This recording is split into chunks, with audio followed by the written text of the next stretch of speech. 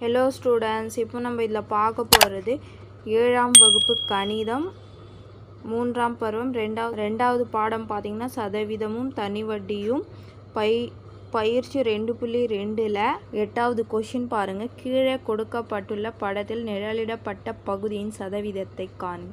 பாருங்கள், மொத்தமாக எவ்வளோ கொடுத்துருக்காங்க? 1 2 3 4 கொடுத்துக்கிறாங்க. அதில் ஒரு பகுதி நிழலிட்டுப்பட்டு இருக்கு. அப்போது 4ல் ஒரு பங்கு. அப்போது இதில் ஃபஸ்ட்டு கொஷின் ஆன்சர் எழுதலாம்.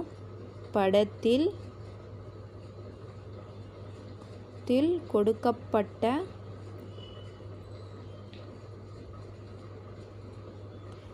மொத்த பகுதிகள்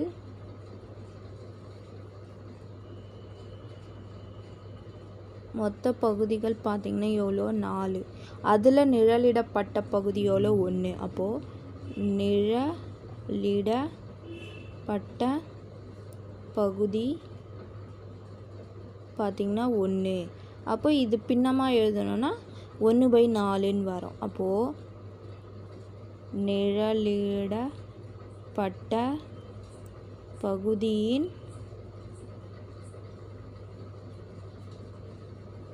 பகுதியின் பின்னம் மொத்தமாக எவ்வளோ? 4. அதில் ஒரு பங்கு நிழலிட்டு இருக்காங்க.